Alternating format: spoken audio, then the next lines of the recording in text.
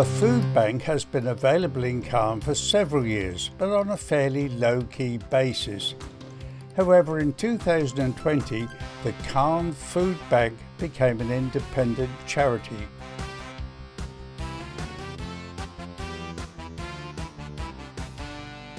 Hello, welcome to Calne Food Bank. It's not sign written to keep it discreet from the people that come and visit us every day. The food bank is open today and the volunteers are inside preparing some of the food parcels. Let's go in and have a look.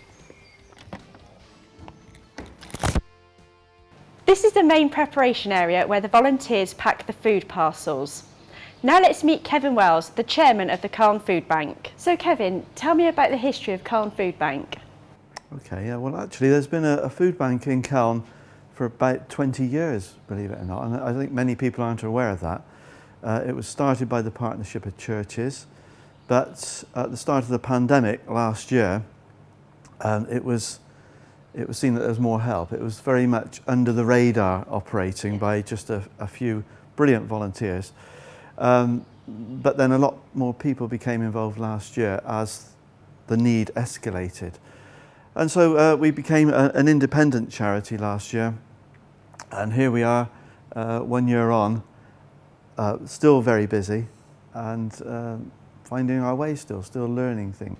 Why do you think food banks are needed? Well, clearly people have been really badly affected by the pandemic, but before that people had problems, quite often not their own fault. It's just situations they find themselves in completely out of their control, really.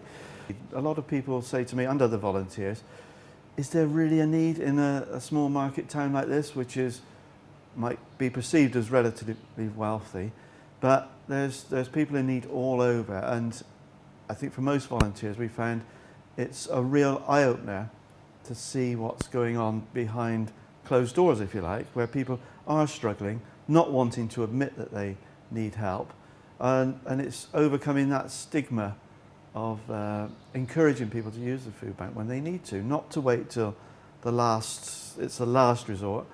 If people are struggling to put food on the table, we want to see them here and to help them, because that's why we're here. That's why people donate food, to help those people. So I'm going to ask you, Kevin, tell me how the food bank works. Well, currently the food bank, we operate from this building where we are, which is temporary actually, but we'll come back to that perhaps. And we have a good team of volunteers, about 30 in all, and there are various tasks for each of those volunteers.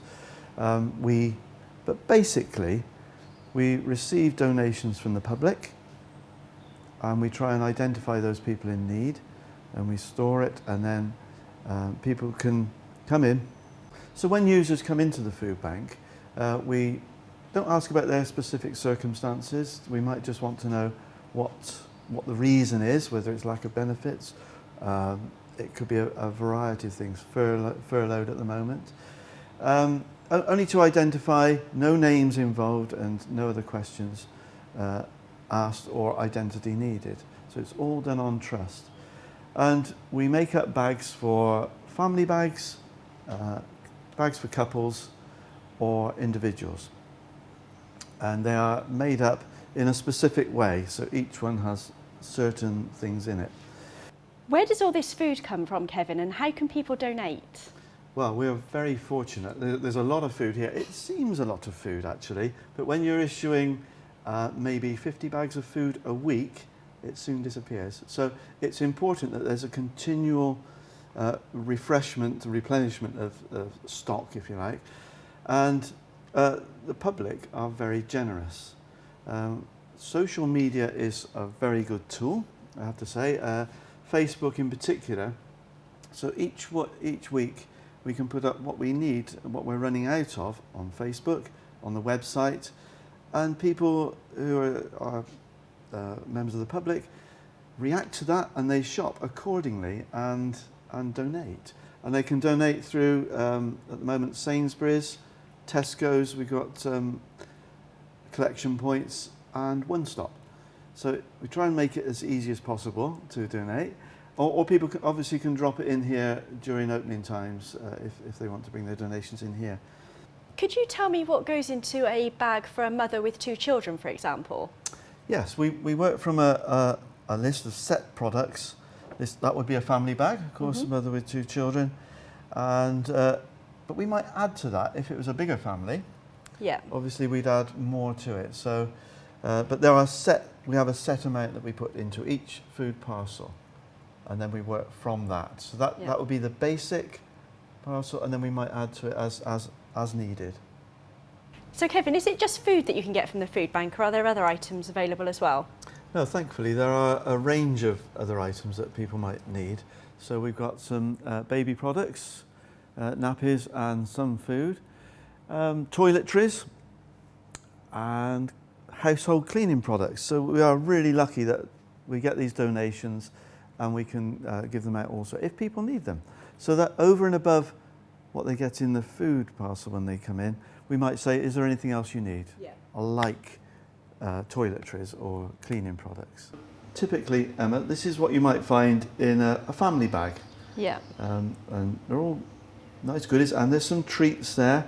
This is expected to last, or hope to last, for about 3 days, not much more, but then people can come back after that if they're still in need. Yeah, it's good to see that there's some little treats in there for the children as well. Yeah, or adults. So Emma, these bags are made up, ready to go out, and they're all labelled, whether they're family bags, couples bags, or singles bags. So when someone comes and collects, if they want anything else, you can just pop that in for them? Yeah, or give them an extra bag to cope with the lifting. And at the moment, you see, Emma, we've even got some potatoes. Now, normally we don't take in perishable items because of storage, obviously, but the potatoes go out quickly, and we've got a generous donator, so we take them and issue them. As an independent charity, do you work with any other agencies at all? Yes, we do, and it's really important to work with the other agencies. So we work with schools, Citizens Advice, Probation Service, the Family Centre in Calne, and the Rise Children's Trust. Those are just off the top of my head, but there are others, and it's really great. So they might make referrals to us, and we also work with other food banks. Actually, we might get referrals from Chippenham or Devizes, where people from Calne have gone there and then referred back to us. Yeah. So there's a whole multitude of agencies that we work with. Yeah. Let's ask Kevin what people need to do should they find themselves needing to use Calne Food Bank. We try and make things as simple as possible for our users because we want to encourage people to use the food bank. We want to get rid of that stigma of the first time using the food bank maybe. So as I've said before, they can ring up on our mobile number, they can contact through the website or Facebook. Now there might be those who think that people misuse the food bank because we do things totally on trust. We don't ask for proof of need. People can come here and they will get help. And maybe for the odd one person who we don't judge to be misusing the food bank, it's not worth penalising all those who really do need to. For people that can't get to the food bank, what service do we offer those people? Well, yeah, that is the case sometimes, certainly, where people are stuck in their home and can't get out. But we have volunteers who can deliver to them. So we'll take the food parcels to them. Thanks to Kevin for giving us a really good insight into the Calne Food Bank.